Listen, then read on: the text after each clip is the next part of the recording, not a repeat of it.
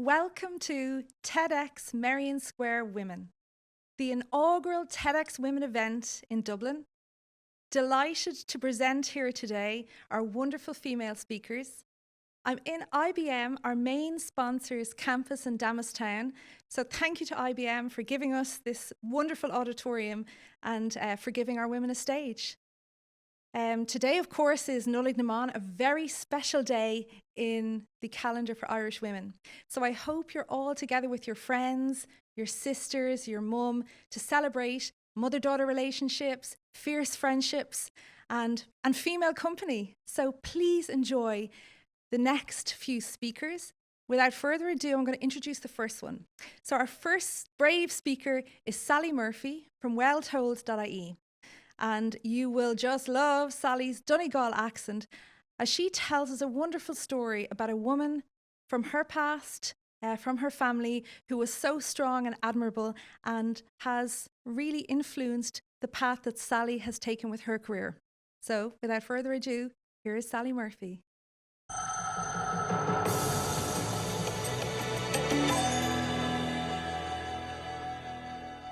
In 1973, the marriage bar, a law which made it illegal for women in Ireland to continue to work in the public and semi-state sectors once they were married, was finally abolished.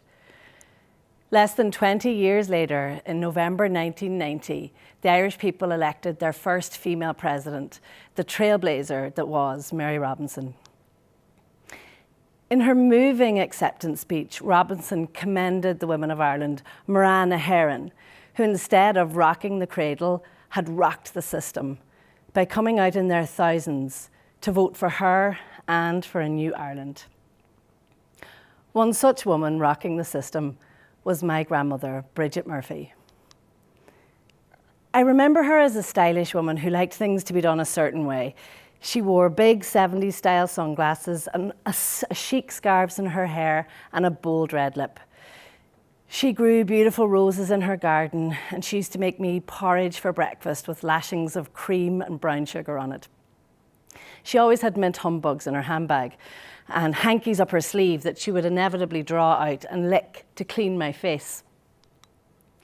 She was loving, she read to me, she wrote me letters in her fluent Irish, and she bought me a new winter coat every year. But she wasn't soft, she was strong, fiercely intelligent, and she could be quite formidable at times. She was amazing. My granny died when I was 17, and I wish I could go back and ask her all the questions about her life that I had never thought to ask her back then. As is too often the case with older people in our society, I didn't fully appreciate the wisdom that she had to offer me. And I didn't understand that above and beyond being my granny, she was a woman entirely in her own right. Someone who, in her 80+ years of life, had experienced a range of challenges and triumphs, a life packed full of rich experience. She had stories that deserved to be heard, a perspective that should have been valued more greatly. And it's too late now, of course. Like so many women of her generation, when she died, she took her stories with her. But in recent years, I have been able to uncover a little bit more about her life and about her work. And in doing so, something completely unexpected has happened.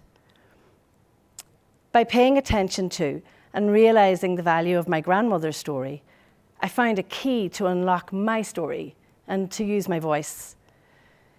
And once that happened, I became able to help other people do the same. And I founded a business to help me do just that. A significant point on that journey for me was when I found the Fergus Finlay book, A President with a Purpose, a first-hand account of the Mary Robinson campaign for presidency. In one of the chapters of the book, Finlay describes how very early on in the campaign, an elderly woman climbed down the stairs to their Merrion Square office and declared herself an admirer, willing to do anything to help. She wanted to be part of the revolution that was afoot, but she fundamentally believed that Mary Robinson was absolutely the best person for the job. Can you guess who that woman was? Yeah, It was my grandmother, Bridget, who as a 70-something-year-old woman became one of the very first people to volunteer for the campaign for the new president. The team were really grateful for her support of the cause, and because she was an older woman, they thought it would only be fair to give her a desk job rather than asking her to pound the streets and canvass. So they put her to work helping by stuffing envelopes and getting mail shots ready, promotional material, that sort of thing. One day over coffee, the talk amongst the campaign team turned to Áras an Uachtaráin, the home of the Irish president, and what it might be like inside. I can tell you about it, my granny said. I used to work there. That day, the campaign team discovered that the little old lady that was quietly licking stamps had in fact been the secretary to the first president of Ireland, Douglas Hyde, over 50 years previously. Now, I don't exactly know how my granny came to be in that role. It must have had something to do with the fact that her father, a man called Padraig O'Keefe, was an Irish politician and a revolutionary. He was interned for his role in the 1916 Rising, and he was elected Sinn Féin MP at both the 1918 and 1921 elections. This was the backdrop that my granny was raised against. Can you imagine the stories she must have had? I would give anything to know more about what that was like for her, how it shaped her, what she saw, the conversations she overheard, the people that called round to her house.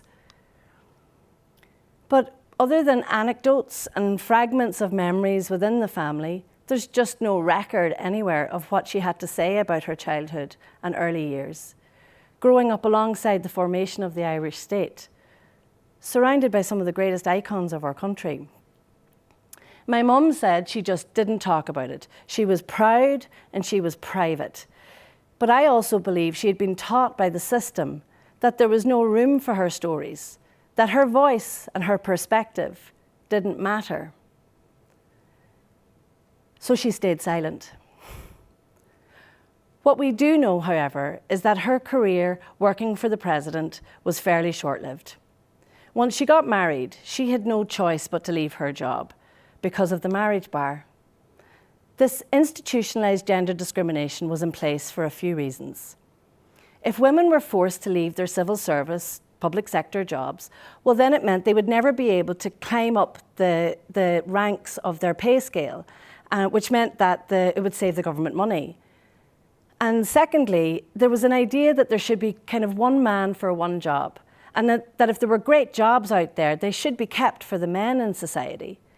And thirdly, and finally, if women had families at home, then it meant that their work could possibly neglect their duties. And so, as was the law, my granny said goodbye to her career and became a mother and a housewife. Valuable roles, of course, but the point is she didn't have a choice or a voice. But today I do, and that's why I'm here. First and foremost, to pay homage to my grandmother, Bridget Murphy, to honour her and all the women like her who paved the way for women like me to enjoy the freedom I experience today. And to invite you to find your stories, to discover what made you, consider who's in the wings of history cheering you on, and to encourage you to make a space for other people to tell their stories, to listen and to learn, so that we as a society might live and work together better in the future. In the 30 or so years that have followed since Mary Robinson became our president, much has changed in Ireland. We have made great progress. And yet, there is still so much to be done.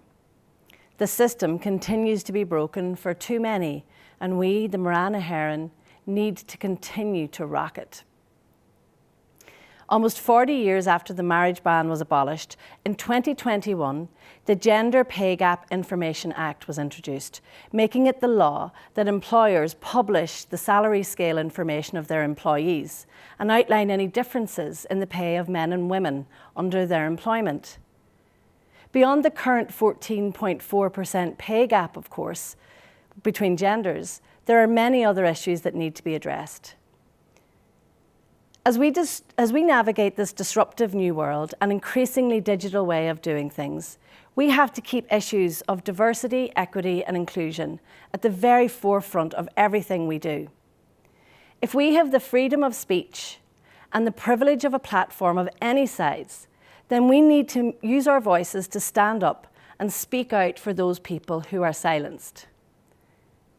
We need to actively make space to listen to all stories, to amplify a diversity of perspectives, and to be accountable to change. There's so much that we need to learn and unlearn so that we can do better. And this work can happen right now, in our homes, in our communities, in our workplaces, and in our hearts. One simple way to start is by telling better stories. Our words have the power to burn and destroy, or to build beautiful bridges of trust, empathy, collaboration, and belonging. We begin by finding our personal narratives, our strengths and our weaknesses, mapping, sifting, and sorting through what made us. And then, if we can start sharing our stories, showing our hopes, our fears, our wins, as well as our vulnerabilities, then it makes it safe for other people around us to do the same thing. No matter what we do, we can each become a leader on this mission. And as we move and grow, we can consciously leave ladders in place for other folk to grow too. In her inauguration speech in December of 1990, President Mary Robinson said this: "Symbols determine the kinds of stories we tell and the kind of history we make and remake. I want Áras an Uachtaráin to be a place where people can tell diverse stories in the knowledge that there is someone there to listen." 30 years on, these words still ring true. We have a job to do, to not only rock the system, but to make entirely new ones, to tell better stories so that we can make a better, fairer world, one that has inclusion, equity, and belonging at its core. The great Maya Angelou once said, "I come as one, but I stand as 10,000. The day my grandmother left her work, she was given a traditional gold watch to thank her for her service. This is the very same watch. I wear it today to remind me of her, to give me courage when I feel too small, overwhelmed, or insecure. It is a powerful symbol for me of resilience, hope, but most importantly, a symbol of responsibility. The women who came before us are watching us, cheering us on, yes, but also holding us accountable to make use of the freedom that they fought so hard for. And in the future, the stories of our grandchildren will depend on us. So let's get to work. Thank you. Wonderful, Sally. Thank you. And Sally's contact details should be on screen now. So our next speaker is the wonderful Catherine O'Keefe. So Catherine's otherwise known as the Wellness Warrior. I'm sure a lot of you will have come across Catherine's talks on menopause, which has really been an important topic and is featured on our radio shows and TVs throughout the year. But today, Catherine is going to actually share her own intimate, personal journey with perimenopause and menopause, and such a brave thing to do. And thank you to Catherine for sharing this next story with us.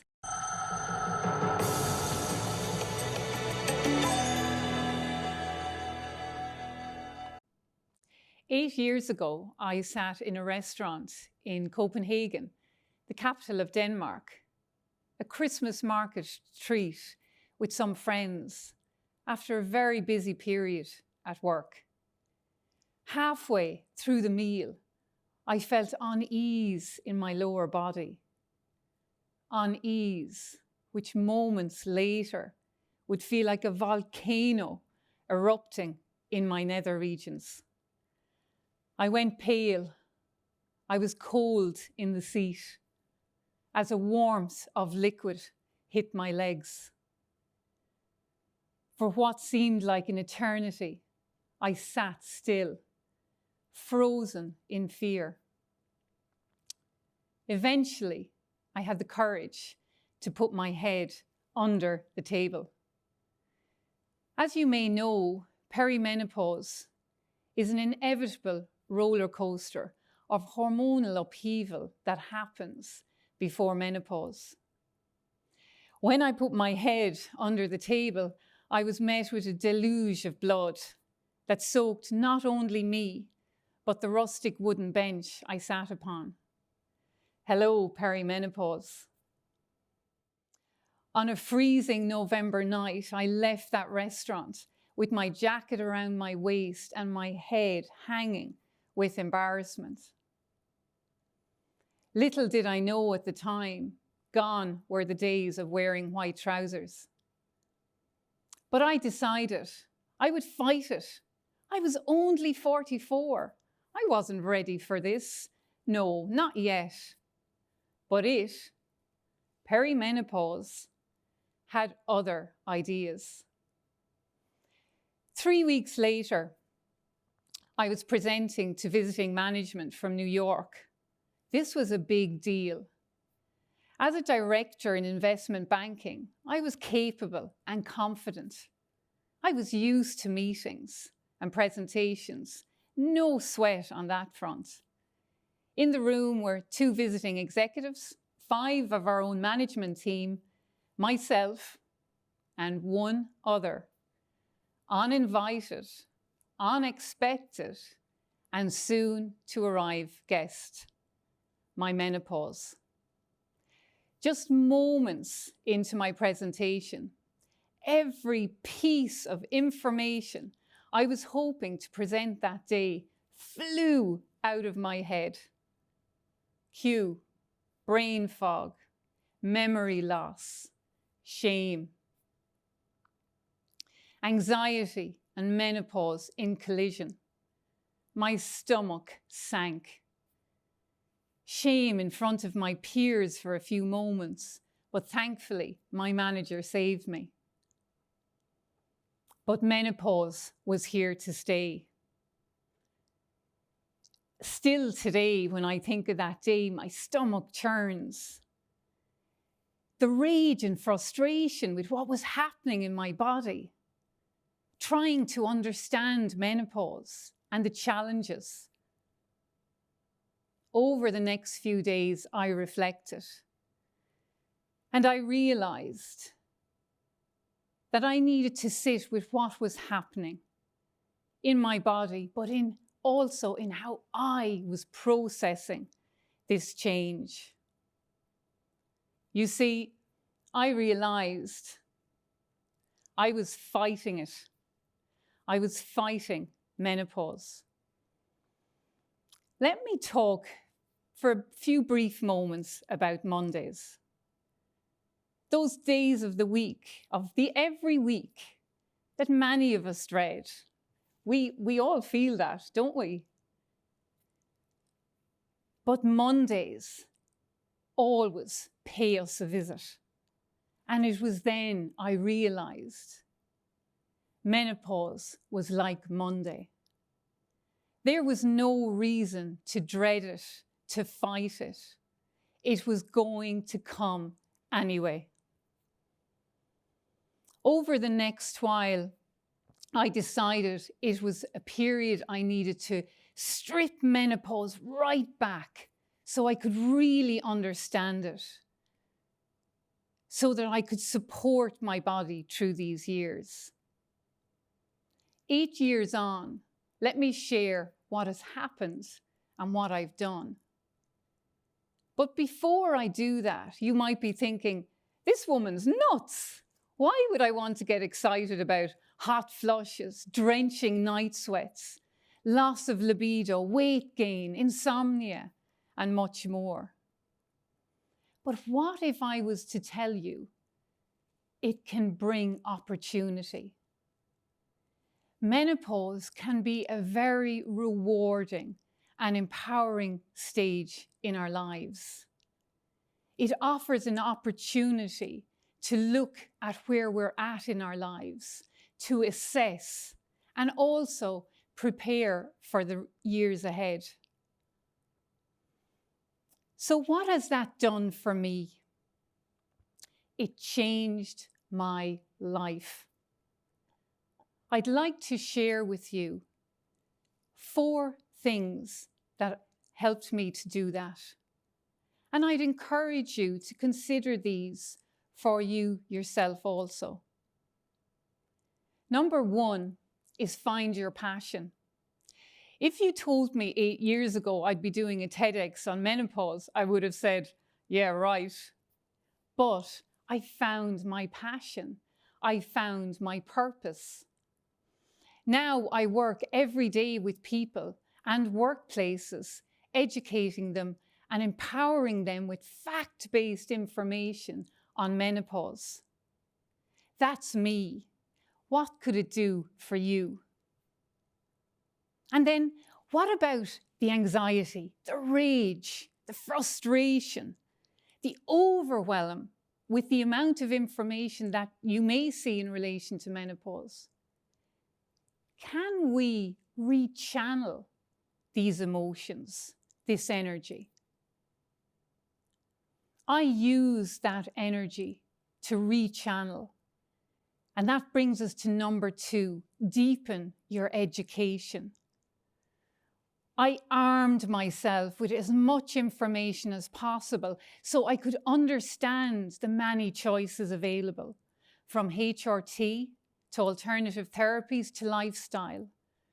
And that information, when I used it, helped me enormously as I moved through these years. The ever-changing symptoms of menopause means that you have to adapt and change your treatment as you go through these years. When you have the information that allows you to do that. And one key little thing to remember, find trusted resources. And when you do, just take one piece of information at a time. Avoid overwhelm. The changes that happen in menopause will be unique to every single person on the planet. But what unites us all? And that brings me to number 3, support. Get support. I found my tribe, and the people here support me every day. The menopause conversation should not be a conversation of embarrassment or shame, because menopause is a natural process that happens over 50% of the population at a certain stage in life. It is really important to be open about what you're experiencing and have support. Find your tribe through your family, your work colleagues, your friends, your current friends and new friends, your doctor. Build your tribe around you. And having that support will help you with number 4. And that is letting go. Menopause, we know, can be a time of great change. And we often hear the saying, when one door closes, another door opens. I can vividly remember in the early years of perimenopause, the sadness I felt when I realized I'd no longer feel the soft twirl of kicking legs in my tummy. That can be a grief, even if you haven't had children. To quote Dr. Maureen Gaffney, we have to go back in order to go forwards. We have to go. Change is hard. Menopause is change. If we embrace how we move through these years, and if we flow with the changes that happen, as opposed to going against the tide, this becomes an easier journey. And all the while, it is important to remember self-compassion, empathy, kindness to yourself as you go through these years. We are lucky to be alive, to smell the trees, to feel the wind on our face, to breathe. I appreciate every living day now more than I've ever done before. And yes, my body frustrates me, and I constantly strive to support it as best I can through good food, deep sleeps, plenty of exercise, support, and lots of laughter. And I've discovered if we embrace these 4 pillars, that of finding your passion, deepening your education, having support, and letting go, it can bring us to that Friday feeling that people also speak about, where we have the energy restored, where we have the vitality, the ambition, the go, the get up and go, to look excited and to look forward about the days ahead. Just the other day, I was unpacking some Christmas decorations from that infamous trip to the Christmas markets in Copenhagen. And I can safely say they make me smile now. For every ripple I've experienced along this journey, it's brought me to where I am today. I'd encourage you to reframe your menopause and be open to where it can bring you. Thank you. Amazing. Thank you so much, Catherine. And if you want to follow Catherine, her social media link should be on your screens now. So these are all wonderful speakers today. And our next speaker is Rachel Reedy, and she is head of Albright in Ireland. Rachel has recently returned from London, so her talk is very much going to focus around the sisterhood and kindness of women in Ireland that she has experienced since her return from London. So without further ado, here's Rachel Reedy.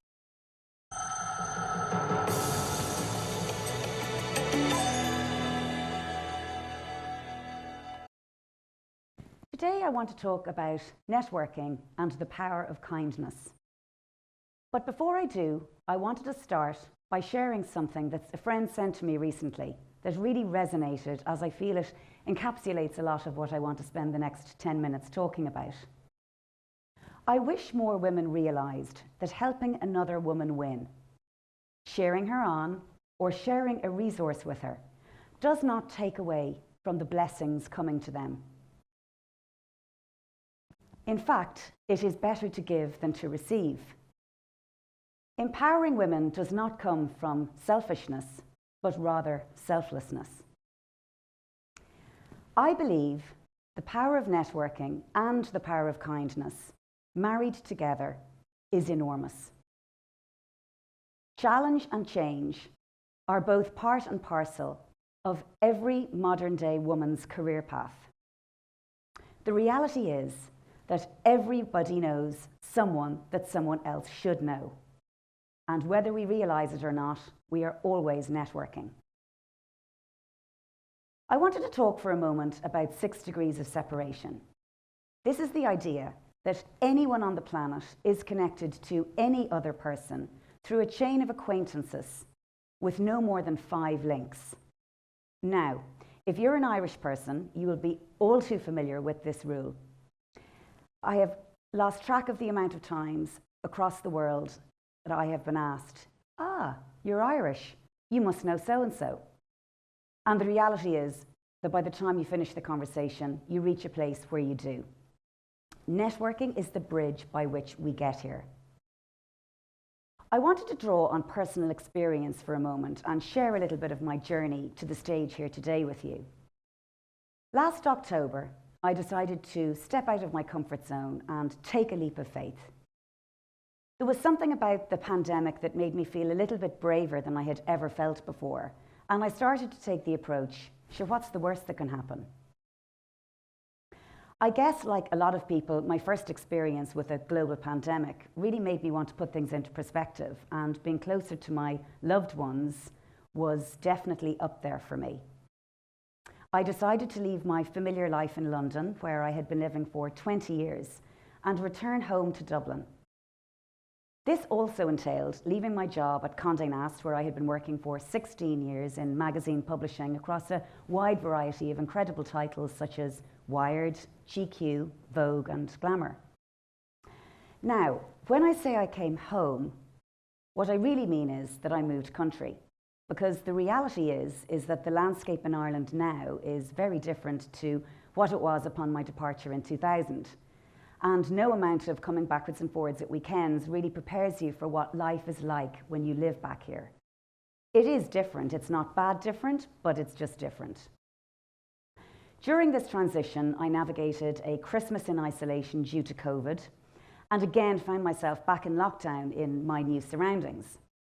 I naturally wanted to try and find some sort of community, connection to a network that would enable me to connect with other women in a similar situation.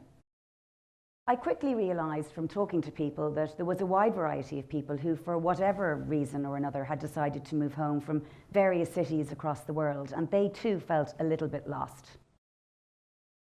One evening, while scrolling LinkedIn, I reached out to a former colleague that I used to work with. She was the CRO at Albright, a leading global career network for women that I now head up in Ireland. Albright co-founders Anna Jones and Debbie Wasco coined the term sisterhood, and in their best-selling book, Believe, Build, Become, talk about how sisterhood works, and in particular, paying it back to the sisterhood. This is essentially taking all of the wisdom from women our own age and passing it down to other women coming up through the ranks. It's the idea of throwing the ladder back down. So, how do you develop your own sisterhood? Well, networking is key, but it doesn't have to be done in a scary or a formal way. It can be done in real life, it can be done virtually, or a blend of both. In fact, increasingly, I'm having more and more virtual coffee with people where we agree at a particular time to sit around our respective kitchens and, chat, have a coffee, have a tea. The point is, it doesn't have to be face-to-face. It is possible to build meaningful connection online. It is possible to have conversations with purpose. Now, I know that it can feel risky reaching out, but the reward is huge. I reached out to the amazing women in my network, and they in turn reached out to the amazing women in their network and connected me. I can honestly say I have been truly overwhelmed with the kindness and the generosity of spirit that I have received. It's incredible. Have we always been like this, or has COVID taught us to be more empathetic? I think the answer is yes. The pandemic has shown us that now more than ever we rely on relationships and connection. The amount of people in my network, and in particular not in my network, who were willing and able to help me on this journey of spreading the All Right offering and network in Ireland. Each person that I connected with suggested somewhere between 5 and 10 people that they thought that I should meet. In fact, not only that, but they were happy to make the introductions. Now, anyone that has scoured LinkedIn trying to connect with clients time and time again will understand and appreciate the impact of a warm introduction. Someone is vouching for you, and that is huge. Kindness. I don't think we talk enough about kindness, and I believe it is one of the key ingredients to successful networking. People respond to kindness, and in particular, empathetic people. I am still in touch with all of my former colleagues and clients from my previous roles, and I am not ashamed to say how proud that makes me. Serotonin. Did you know that being kind releases serotonin into the body? Yes, and it's free, and it's simple, and it's extremely rewarding for both parties. Generally, women are not threatened by each other. In fact, quite the opposite is true. Women are teaching and supporting each other and helping to spotlight each other. More women need to learn this lesson. Don't hoard your success, share it. One of the first things to think about is who you already know. Who is in your network? Think of your network a little bit like a board of directors. You don't want all the same people. You want a nice mix. You want a critic. You want a supporter. And ideally, you want an expert. Look at some of the networks and see who your friends know. Remember, every person knows someone that someone else should know. Networking is also critical for solo entrepreneurs and small businesses in building relationships that support each other in mutually beneficial ways. Rarely is there ever a bad connection, and even if there is one or two, try and think of it as a learning experience and move on. Networking also helps build confidence. In fact, when we surveyed our Allbright members, 65% of them said that they felt more confident when meeting with like-minded people. Networking also has other key benefits. You save time when working with experts in a particular field. You have the ability to problem solve with people in the same situation as you. You can share a resource, which in turn can give you a cost saving. And you can help with further introductions to you and to other people. And it's that idea again that someone is vouching for you. If we are lucky, our professional life and our personal beliefs can come together to make work so much more than just getting a paycheck at the end of the month. When we are able to do what we love with people who share the same values, it brings a joy and an energy to our everyday lives, and that is hard to beat. So remember, if you want to go fast, go alone. If you want to go far, go together. So please reach out, let's network, and most importantly, be kind. Thank you. I love that message. Thank you so much, Rachel. And if you want to find out more or follow Rachel, her social media links are on screen now. And now, a very special moment in our schedule. Our next speaker is going to do the first ever TEDx talk os Gaeilge. This means, of course, so much to Irish people, to Irish women. So I am delighted to present TV presenter, our very own Bláthnaid Ní Chuifig.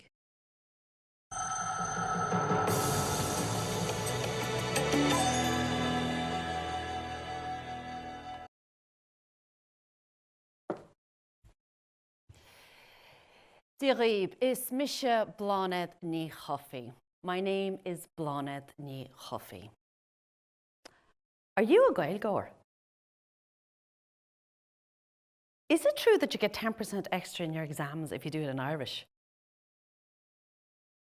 Do you speak Irish to your kids? That is mad. Do you speak Irish to them at home?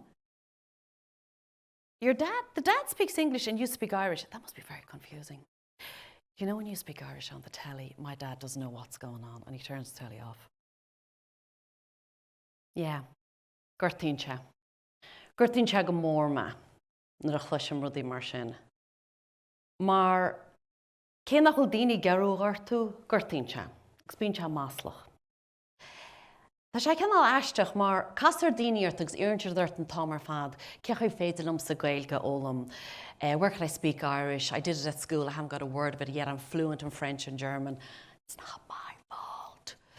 A sin ráite, tígam go rinig, bíon eisceachtaí. Bí múinte mar dúirt me dearmas le chulagan an Gaeilge, bla bla bla bla, an rud céan na gúnaí. Ach a djint le tambalún os mar am hain, tá mar rá seo le chuige blian. Ó hus má caint a bhí me hain. Agus fós ní mór an tunnach raige. Eisceacht amháin, ní han a fear taxi, lár na cathracham le clia, dúirt se lem, nólaigh an thanam víras, dúirt se bhís am Gaeilge, tá me gar bheith cleachta, cedíonas me. Bhí sam gur se onric, bhí sam gur se gínseocht na nírinne. So dúir man trí rudí arm le chulaganna. Ifir hían, cleachta, cleachta, cleachta. Hítu ag a scoil a fennam léanta, cais go rudí cínsa siad a chuigan. Éist le beoir éigen ar ortaí bailach a hían. Trúr mrá, as ceantrachaí éagsúla, a láirt Gaeilge a gáirí, nádúrach agus tá se chomáilteach. Bhíú mar digan tú focail, bhíon se más a déiste club.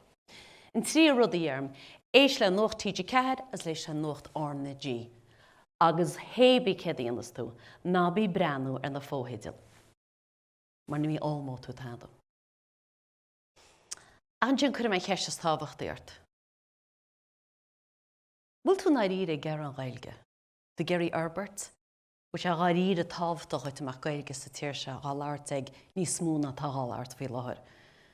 Cwrdd cheisnar tain, agus ina sin nírin le dar agra. Mar capam se go cwrdd géile.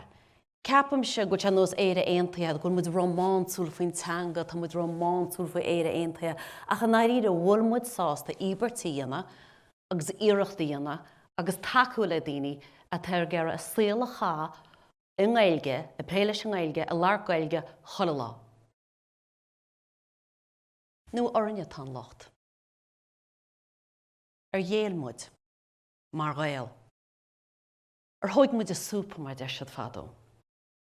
Wathe le marachdal, wathe le caid an sléal, mud seo iad réalach in na Merloirí, cléim mud lob, agus na sréanta, agus bé mud tal, mar bé chum na féin an héis písa.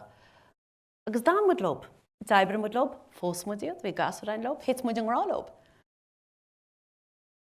Ach cén wá bhín sin gon tanga. Tháinig ferbert ar an gailge maiall ar sin, nó bechaí tháinig ferbert ar caid an sléal sin héin. Pómid postaní. Tá go leor carta daana I gceis freisin.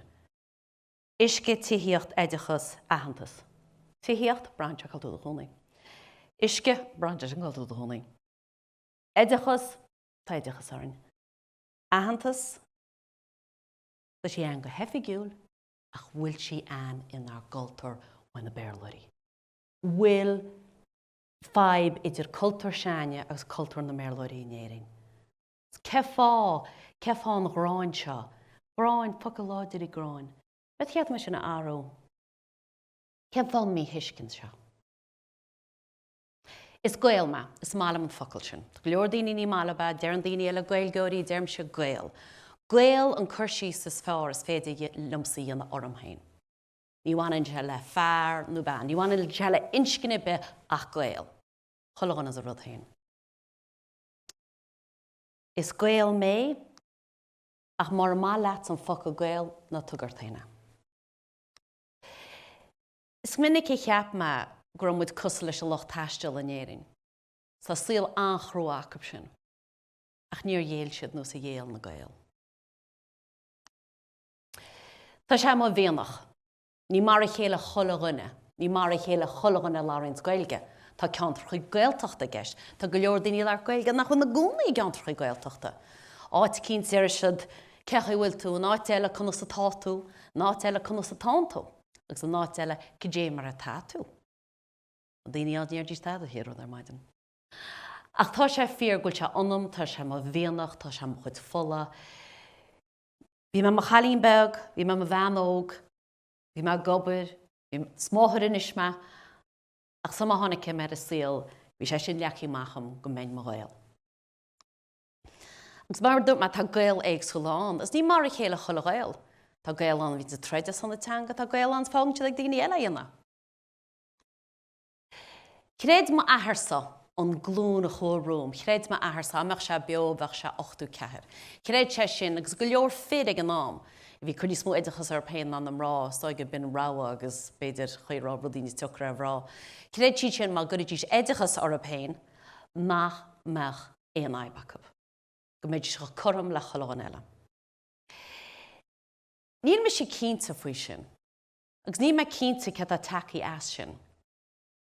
Mar is minic nar chastar Bearlóirt, tá siad súte ag, cost a fortune to translate all those papers in the EU. No dear to do the Latinus. I spent years at school and I still haven't a word of Irish. A cechi would an locht sin armsa nair mahanga. Tá mud timplacha ag merla. Tá cud an plochta ag merla. Ní le rawa ain ach aibrú leis merla. Rugu agana de mise. Mína chunamara mwintir. Tógiú an gaeltocht ra caran me gundain na mí. Bhí an tárams dochaí mar na bhí tú Narí sú beg agus ú cúna geantar gailteachta, Tá sé nós nach aine sa da nach sibse agus de hanga agus de choultúr agus bhí tóigeall ioncham, bhí se go hálainn, agus chaíre bhí se go hálainn, agus bhí se an speisialta. Ach nar a dag me sin mo cheantar hain, hiig me gur an lecha fan géad gon dain i méle, nó an dain chéad dain eile go mar se le go méle. Tá sé an óignach. Bhí námantí an mar an lám gailge gahan leib nó mí mo chríomh bise, bhí am golécham chuid cord na chalíní mrá gailcha se má mórla agus ról arí muimse, agus is mail ar a tanga. Is cínta go luigna sa baint leis. Ach nar a chuimní me na híbertí a rinne an drama chóróm. Honnig má hánahead ar chuin taobh as Connemara agus má hámathir. An 1935 agus 1936. Fuair siad rúne bag go hála, garí beg, teach, tu go neidir teagób, thug an rialtas neidir teagób. Is beidir go nearach leor daoine gur a cinna fí sé géimen de bhléir ag an am, go meach ní smú gailge sa tír, ach an naíre is rud achtamach a bhí geist. Dag sin náraigid na ní, dag sin a good gailta na ní, dag sin a good cordin na ní, agus bhí chuideach ab a dag a glán na ní. A chuisiad go chunda na mí gar an sílaí an níos pár ábhain. Catú tuiscin ní sé seanús bheith gimar slát a nniuan. Níor an fóm póca, níor an mór an carannaí, níor an mór an airgad acab. Ach sálaigh an misneach a thuig se an rud a rinne siad a dhéanamh. Is tá man bhróda leistab. A fós ceapam go minic ra orb imachta na riire. Ní man an cheiste agart, siad héanaach an cheiste agart agus ní mis. Tháinig siad go ra caran glas na mí, agus bhí tala brán, agus bhí ráha go cheanal. Beidir gur ráha ní smóach na bheith haca bháinna dí siar, ní me cínta faoi sin nach an airad. Ach rinne siad saolthópéin, ceapa go ar wathe leis na gasúir a bhí siad a dhéanamh. Agus a wathe le mochad gasúir, tá tócaí leis an dáhanga, cáime sé íbertíanana. As cáime sé uafas agus antrúchar am hain ar wathe leis an gailge.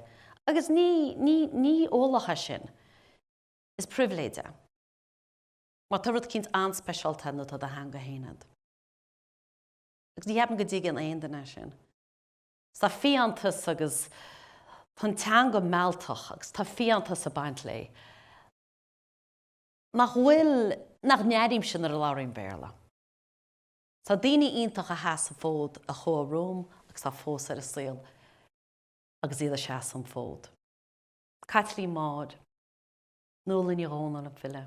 Tunnach ar bhíoh sin arms má chalín óg, bhéach sí scríb in gailge chahonric agus chanochtaí an gailge. Jo Steve an neachtan, ceart a gailteachta. Oscar ó céar dúirt am nach se brathir bh deonta sí agus ní hinach í bhecinn se, just breála mar sin. Róna mací uí mach réaltóir.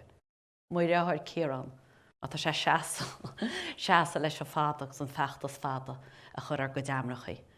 Agus siúní roiin, mar dúirt sí le mór a bháin, dúirt sí, lána ní an chalam sa gáil ar agóid ar bhála sin gailge. Díana mar rud hain, is an ceartaice.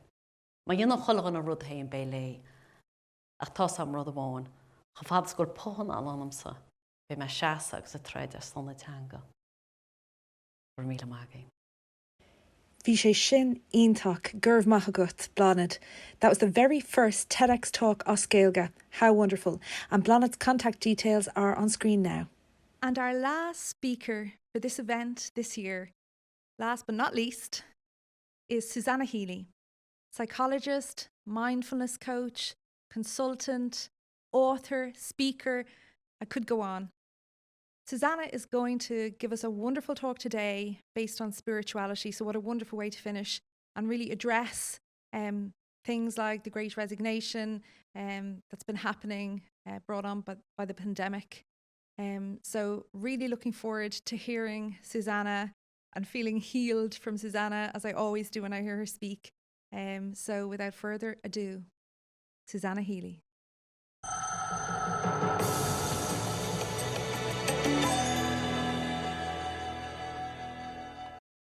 You know, when I tell you that I'm going to be speaking about spirituality at work, some of you might feel a little bit dubious about the whole thing. Are we really going to go all mystic Meggy about it? Are we going to put the woo into work? Spirituality at work for so long has been a bit of a no-no, hasn't it? Because for so long, spirituality equals religion, and it's too sensitive, too difficult a topic to address in the workplace. Yet there is now so much research in academia to support spirituality and its relevance to well-being, its relevance to physical and mental health, that we've absolutely got to wake up to it and pay attention to it. The research shows that spirituality helps decrease our heart rate, helps us manage stress, helps us treat anxiety, depression, boosts immune functioning, even delays the onset of dementia. So many good things. It improves wound healing times, the amount of time we take to get over surgery.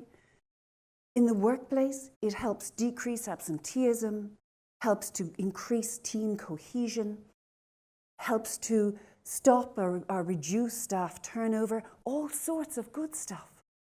We can no longer ignore it. So in reality, certainly spirituality is deeply personal, but it's not a private thing. Spirituality is a matter of public health. You see, the problem is for too long, we've been thinking of spirituality as just about religion. And it's very hard for us to see outside of that lens. Once we're taught one way of looking at things, we never ask to see it a different way. In an interesting experiment some time ago, American researchers took, a little bit cruel study, but American researchers took two groups of kittens, and they put one group inside a container that had no horizontal lines, and they lived there for the first couple of weeks of their life. They were even fed by people in black clothing with only vertical lines. And in the other container was a group of kittens who were raised for the first couple of weeks of their life with no vertical lines. And they saw no vertical lines for those first couple of weeks of their lives. Now, when they came to take those kittens out of those containers, the kittens more or less went about their lives as normal, except that the kittens who had never seen a horizontal line were never able to jump onto the seat of a chair because they could never recognize the horizontal seat. Alternatively, on the other hand, the group who had never seen the vertical lines could go and curl up on the seat of the chair, but they kept banging into the legs of the chairs because they had never seen vertical lines, and so now they could no longer ever see vertical lines for the rest of their lives. We're a bit the same way. Even if those kittens could talk, they wouldn't ask to see horizontal lines or vertical lines because they didn't know what they were missing. And it's a bit the same with us, with spirituality at work. We are creatures of habit. I remember giving a 3-day workshop some time ago in London to mental health professionals on mindfulness. And on the first day, we were talking about listening. And that evening, we all went off to our hotels and our homes. And the next day, a woman stood up in the group and said, "Do you know something? I went home last night and I walked into the kitchen where my husband was emptying the dishwasher and putting the stuff into the cupboard. And so when I walked into the kitchen, he turned around and he said, 'Hi, love. How was your day? How was the course?'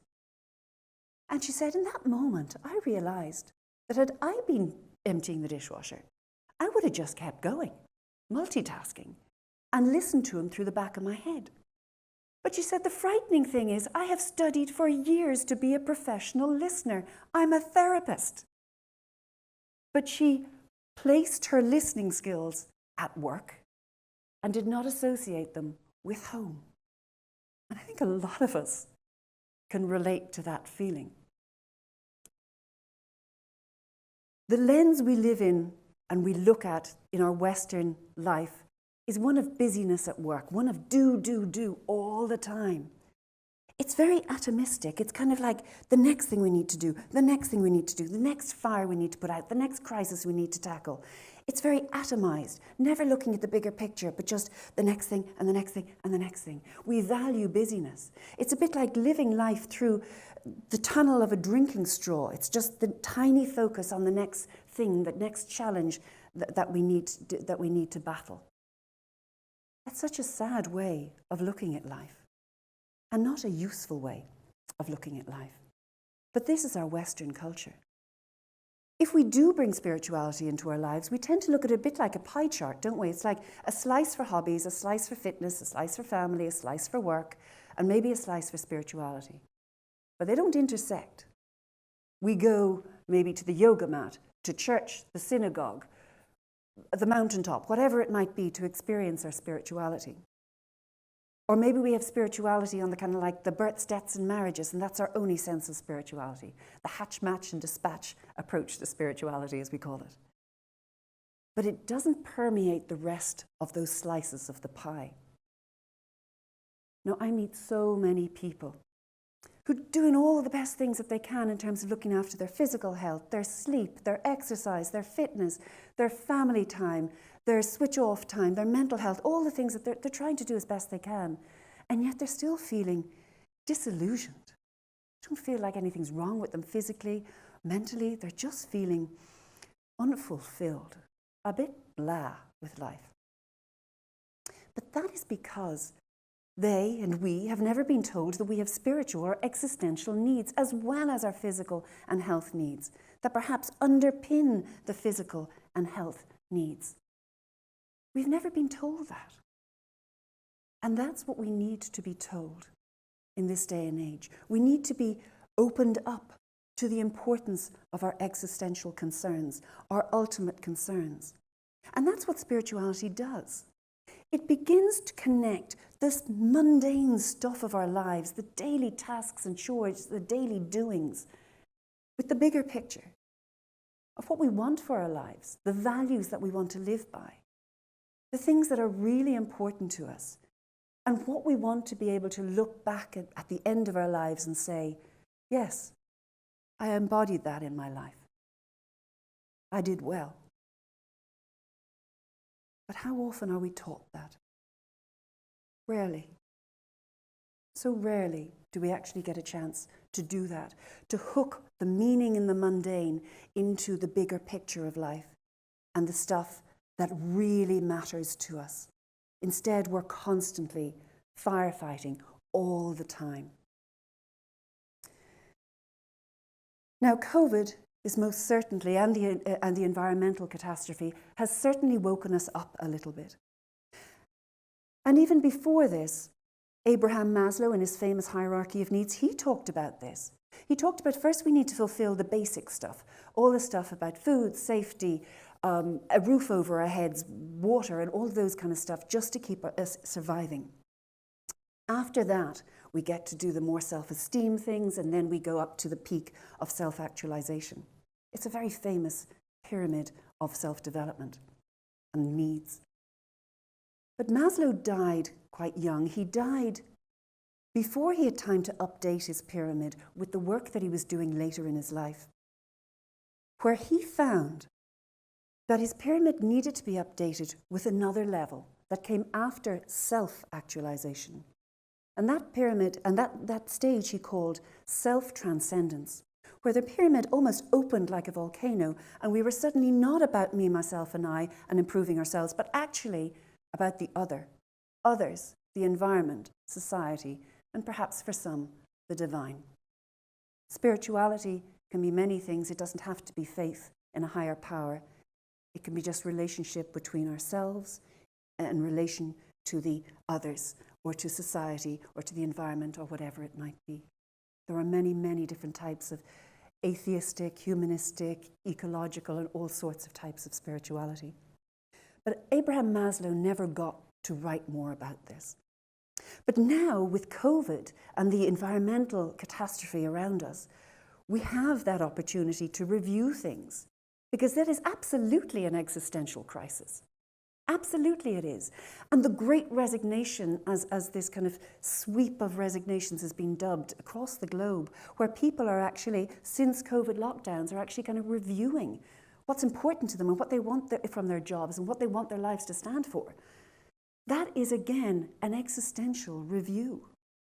And companies that were for so long preaching there's no I in team have suddenly seen that there's an I in exit. because there's always a uniqueness to each of us, a really important uniqueness that needs to be heard, needs to be seen. And that is something that we need to realize, to hook people into the bigger picture and their place in the great jigsaw of life, where, you know, where a jigsaw, where if there's one piece missing, it isn't complete. That's what life is without each of us. Now, in the academic research, we have also identified a number of spiritual disorders, spiritual distresses in the workplace. There's moral injury, spiritual dissonance, goal violation, and various different other ones. Viktor Frankl talked about the meaning and how finding a sense of purpose and meaning in the concentration camps of World War II helped him to survive those horrific experiences that he went through. And he talked about this existential vacuum that happens in our lives when we're not told that we must meet these existential or spiritual needs. He talked about that. In mainland Europe, an ex-CEO and other high-ranking executives of a company were jailed a number of years ago for causing, among other things, moral distress, a very spiritual term, moral distress, leading to the suicides of a number of ex-employees. This language is coming. It's coming down the tracks into the workplace, and we need to be ready to embrace it as a part of good health. Now, we tend to look upon things that are meaningful as if they have to be, you know, we have to go off to the third world, which is of course meaningful to help people. We need the shiny, meaningful jobs.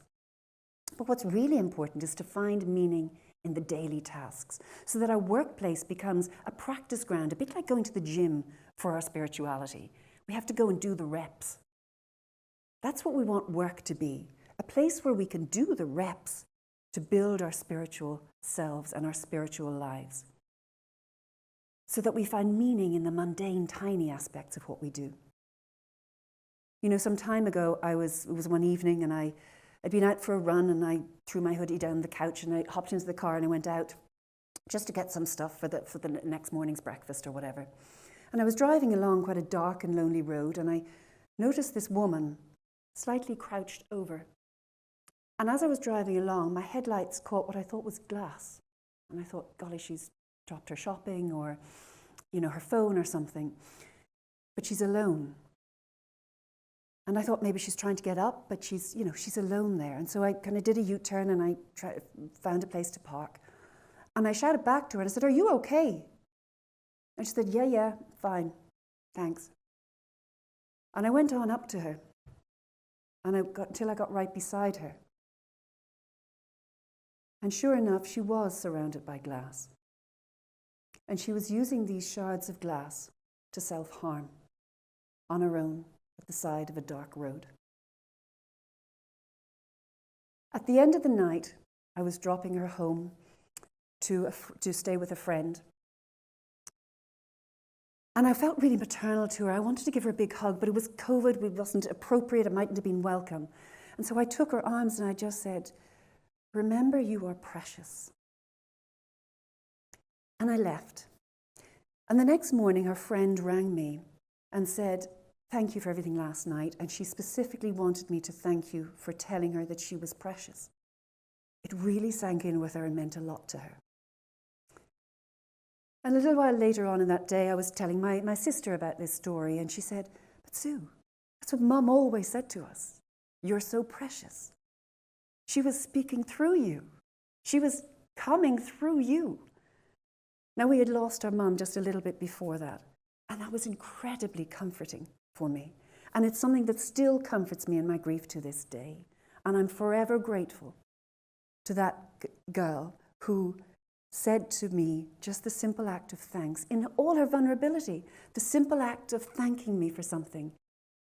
Of course, it was a privilege and it was meaningful for me to help her. Of course it was. But what she probably doesn't realize is just how much power she had to give me meaning and to give me comfort in my grief, even at her most vulnerable moment. And what she probably doesn't also realize is that the hoodie that I cast aside was this one. It was a template I was working with. The hoodie says, "Even strangers care." Now, certainly in the corporate world, we're getting better at bringing an aspect of spirituality into our lives.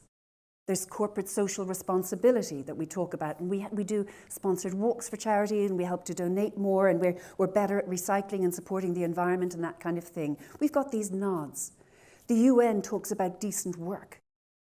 And Beyond GDP is a global movement to actually begin to assess national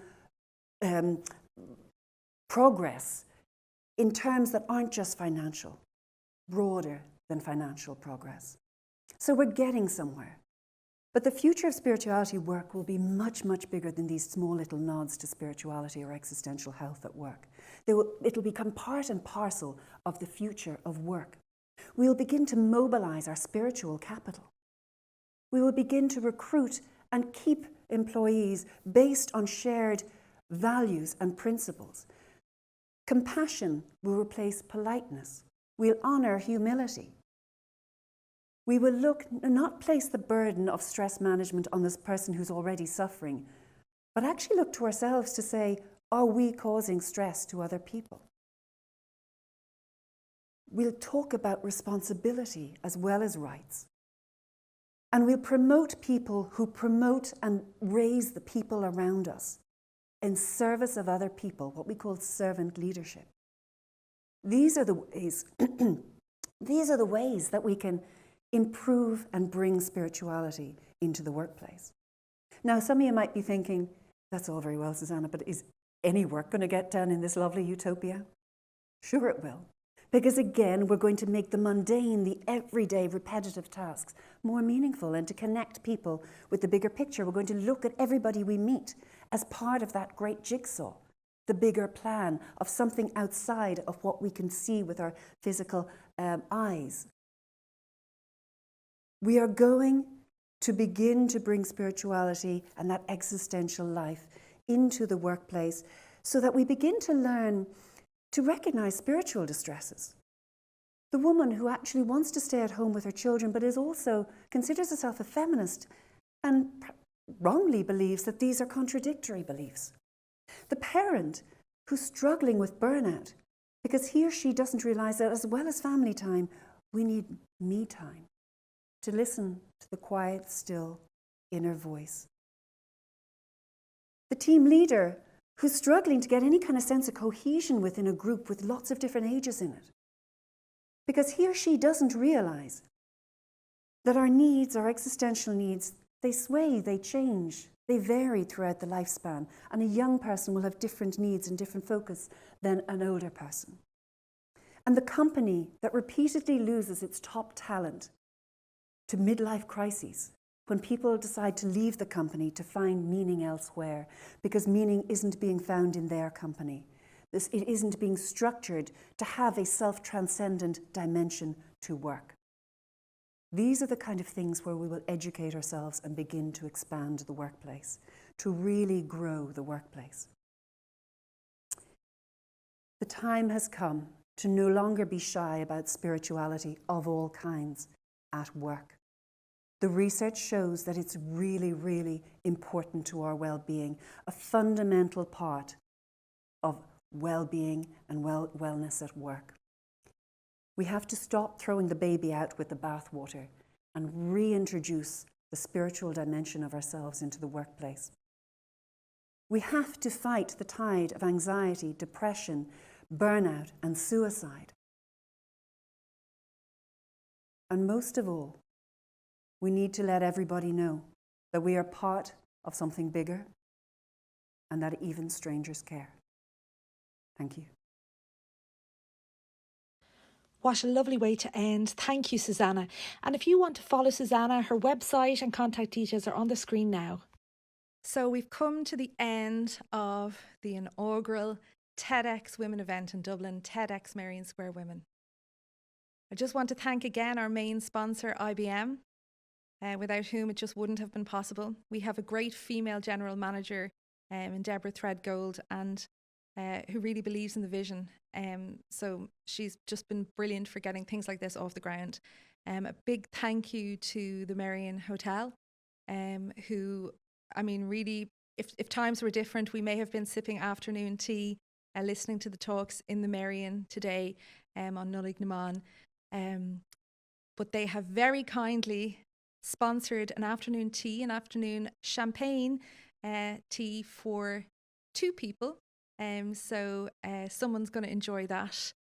And we'll let the lucky winner know after the event. But thank you so much. We've really planted the flag in the sand as regards this event. And we hope that this will be a yearly thing in some format, giving Irish women a stage, hearing local voices. And if anyone is interested in speaking next year, in volunteering, please go to the website www.TEDxMarionSquareWomen.com and you can register there to speak or volunteer. So thank you to everyone who's been involved, to Sergey and Arno here in IBM, the cameramen who were so patient with us all. So thank you to you guys, and to everyone else, enjoy the rest of Nullig Naman and see you next year. And the winner of the champagne afternoon tea in the Marion Hotel is Lisa Esserman. So thank you very much, Lisa, and I hope you and your friend enjoy that very much.